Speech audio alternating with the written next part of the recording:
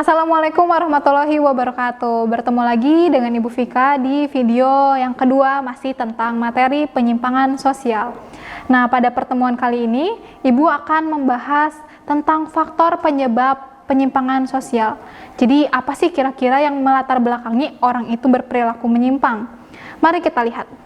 Yang pertama adalah sikap mental yang tidak sehat. Jadi barangkali memang ada bawaan secara psikologi, misalnya seseorang itu stres, ataupun dia punya banyak tekanan dalam hidupnya, ataupun hal-hal lain yang membuat dia berperilaku menyimpang seperti itu ya. Nah, yang kedua adalah ketidakharmonisan dalam rumah tangga. Ini dia nih, banyak sekali kasus perilaku menyimpang atau penyimpangan sosial yang disebabkan oleh keluarga yang tidak harmonis, seperti misalnya ada kekerasan dalam rumah tangga atau perceraian gitu ya.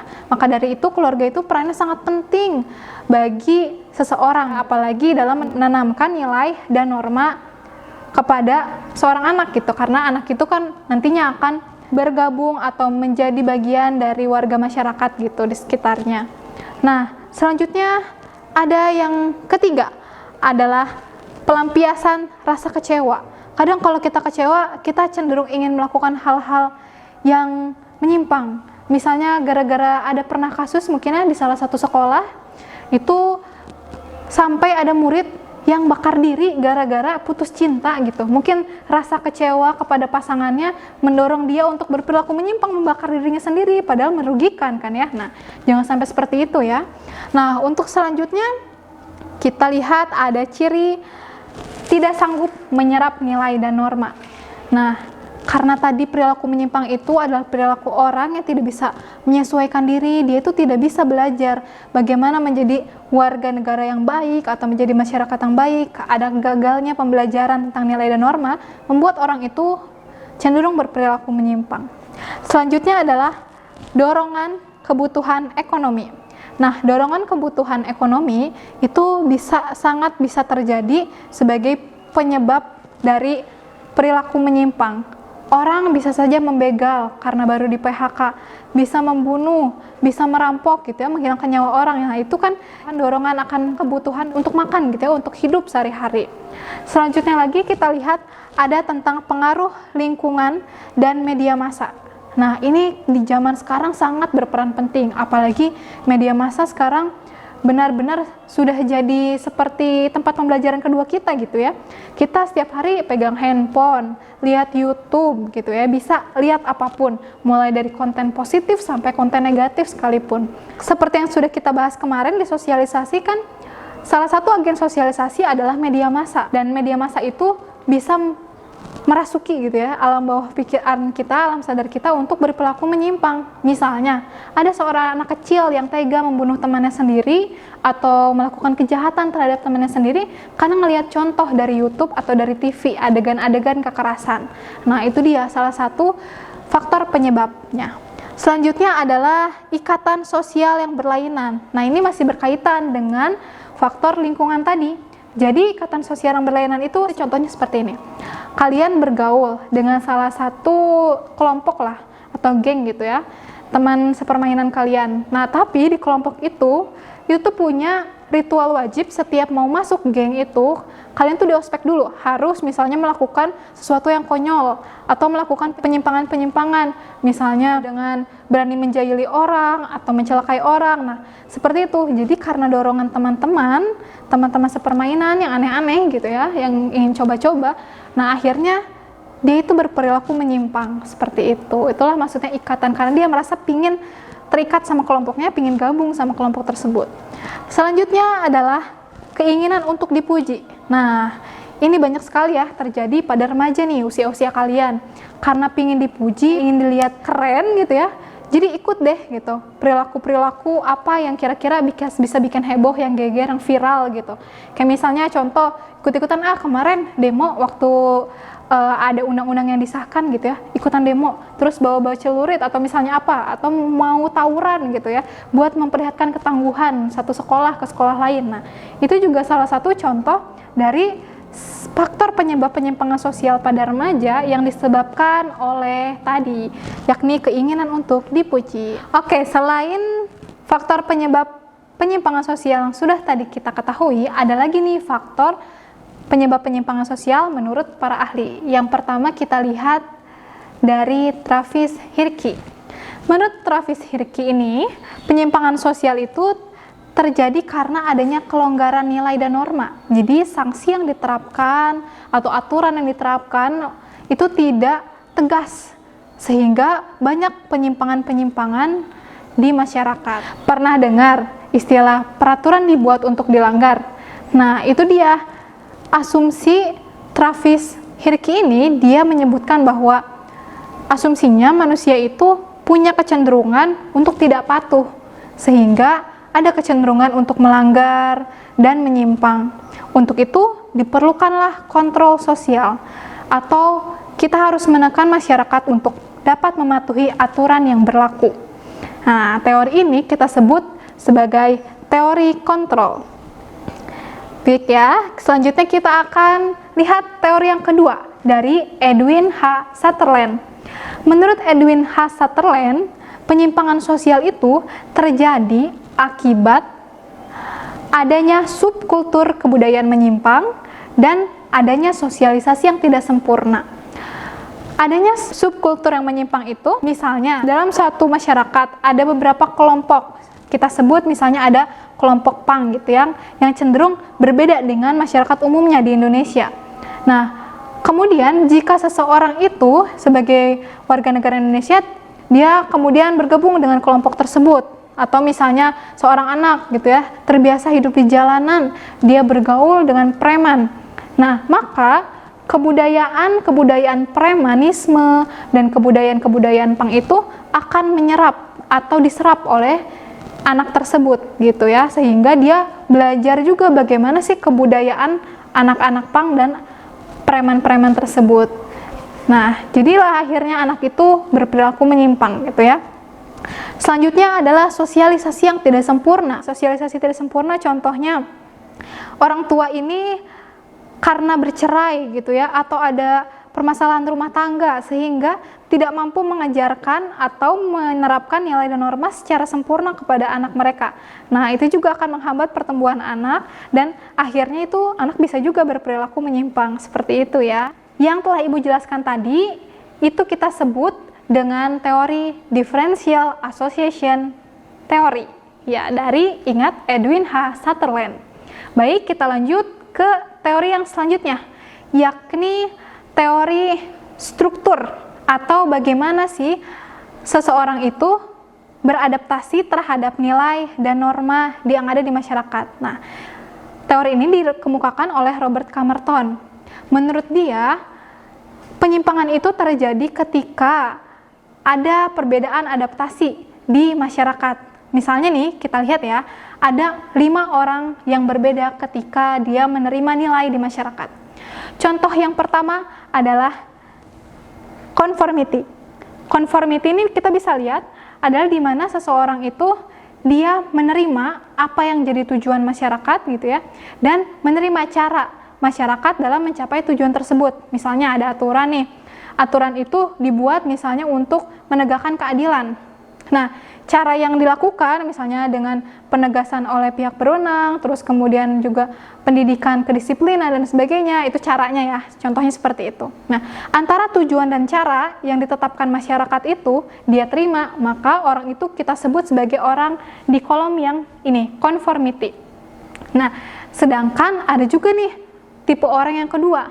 Tipe orang yang kedua ini dia itu setuju sama tujuannya, tapi caranya dia nggak setuju gitu.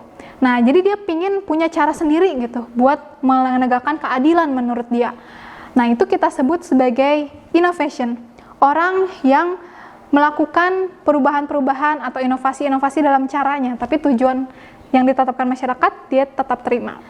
Nah, tipe orang yang ketiga ini adalah tipe orang yang dia tidak setuju dengan tujuan yang ditetapkan oleh masyarakat, tapi dia masih mengikuti cara-cara yang ada di masyarakat. Jadi dia ikut-ikutan aja caranya walaupun tujuan masyarakat dia tidak terima gitu ya. Orang seperti ini akan masuk ke dalam tipe adaptasi yang ritualism gitu ya. Nah, karena ritual itu kan kalau kita lihat cara ya, ada ritualnya nih. Misalnya ritual menghormati dewa untuk di agama Hindu gitu kan, ada ritual, ada cara-caranya gitu ya. Ingat aja itu ritualism, berarti dia setuju dengan cara tapi nggak setuju dengan tujuan. Nah selanjutnya tipe orang yang keempat nih, dia nggak setuju sama cara yang ditetapin masyarakat, juga tidak setuju dengan tujuan yang ditetapkan masyarakat. Jadi ini tuh orangnya dia tidak menerima aja, apatis deh gitu, tidak mau menerima tujuan dan cara-cara. Nah orang yang seperti ini masuk ke dalam adaptasi retrerism. Jadi dia tidak menerima cara dan tujuan yang ditetapkan oleh masyarakat. Nah ketika beradaptasi begitu ya. Nah yang terakhir nih, yang terakhir ini dia ekstrim. Dia bisa bilang garis keras lah ya. Nah jadi dia itu membentuk aja aturan baru, tujuan baru, cara-cara baru gitu. Mungkin kita sering lihat gitu ya, ada beberapa gerakan-gerakan di Indonesia, misalnya gerakan pembebasan suatu daerah gitu ya. Nah seperti itu. Nah itu bisa kita sebut ya sebagai adaptasi masyarakat terhadap nilai dan norma yang ada di masyarakat dengan cara membuat tujuan baru dan membuat cara baru menurut cara mereka sendiri gitu ya. Kita sebut ini sebagai adaptasi rebellion gitu ya, pemberontakan gitu, seperti itu. Penyimpangan sosial yang dikemukakan oleh Robert Camerton itu ada juga yang disebut sebagai teori anomi. Teori anomi itu di mana ketika seseorang itu kebingungan dengan aturan atau nilai dan norma yang ada. Jadi itu kita sebut sebagai kebingungan gitu ya, anomi itu tidak adanya kejelasan nilai mana yang harus dia lakukan, seperti itu. Selanjutnya kita akan beralih ke faktor penyebab berdasarkan teori Emil Durkheim. Nah, Emil Durkheim sudah tidak asing ya di sosiologi sebagai tokoh sosiologi klasik. Emil Durkheim ini dia tuh fokusnya terhadap fungsi gitu ya. Jadi di teorinya dia bilang bahwa kalau penyimpangan sosial itu pasti ada dan perilaku menyimpang itu pasti ada karena tidak mungkin manusia itu semuanya baik. Tidak mungkin manusia itu tidak pernah hilaf gitu.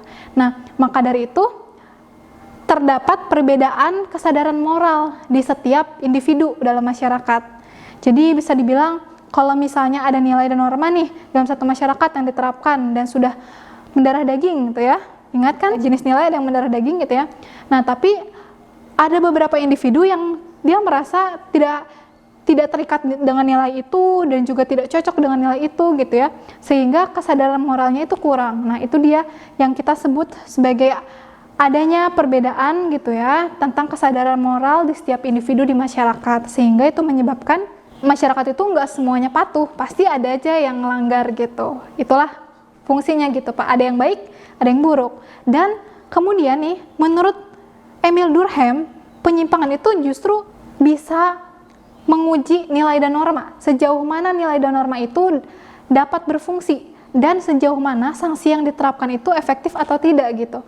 Coba bayangin, logikanya kayak gini, ketika semua orang baik gitu ya, terus gak ada contoh yang melanggar, kita kan gak mungkin dapat contoh buruk. Kita gak mungkin bisa misalnya berkata seperti ini, tuh jangan kayak gitu, itu adalah penyimpangan, kalau gak ada contohnya kan. Nah itulah yang dimaksud oleh Emil Durkheim, bahwa semuanya itu punya fungsinya masing-masing. Ada keburukan, itu punya fungsi untuk kita mempelajari atau mengambil hikmah bahwa keburukan itu tidak boleh ditiru, seperti itu. Jadi hidup itu selalu ada dua gitu ya, keburukan dan kebaikan gitu ya, penyimpangan dan kepatuhan, seperti itu. Nah selanjutnya itu ada teori dari Bapak Karl Marx. Nah Bapak Karl Marx tuh udah gak asing lagi ya, pasti eratannya sama kapitalisme sama kelas gitu. Nah, coba tebak teorinya kayak gimana?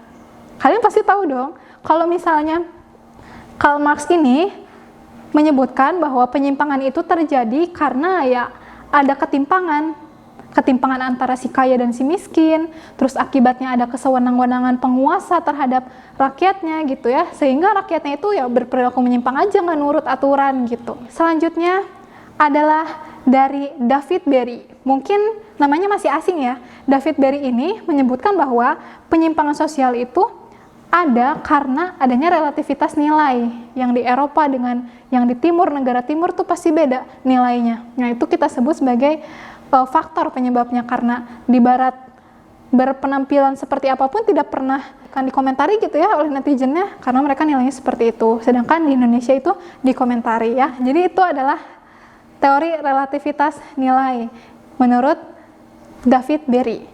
Yang terakhir adalah penyimpangan akibat labeling. Labeling ini atau labeling ya dari Edwin M. Lemert. Kalau tadi Edwin H. Sutherland tentang sosialisasi yang tidak sempurna tuh sama yang subkultur yang menyimpang, kalau ini ingat Lemert, Edwin M. Lemert. Nah, Edwin M. Lemert ini menjelaskan bahwa seseorang itu menyimpang karena dia itu sudah terlanjur dicap, sudah terlanjur dijuluki. Misalnya contoh kasusnya kayak gini, ada anak yang dia itu baru sekali-kalinya kesiangan. Nah, tapi dia kesiangan bareng anak-anak yang suka kesiangan dan gaulnya juga sama anak-anak yang suka kesiangan.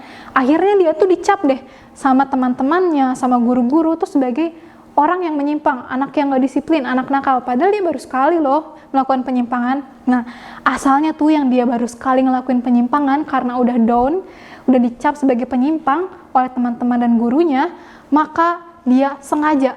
Akhirnya yang asalnya sekali dia nggak datang tepat waktu, dia meneruskan untuk terlambat, bahkan sering bolos mungkin karena udah terlanjur dicap anak nakal lah, ya udah gitu, sudah kadung, sudah terlanjur terjebur, ya mending sekalian berenang aja gitu, sekalian aja dia buat nakal, buat owner dan sebagainya.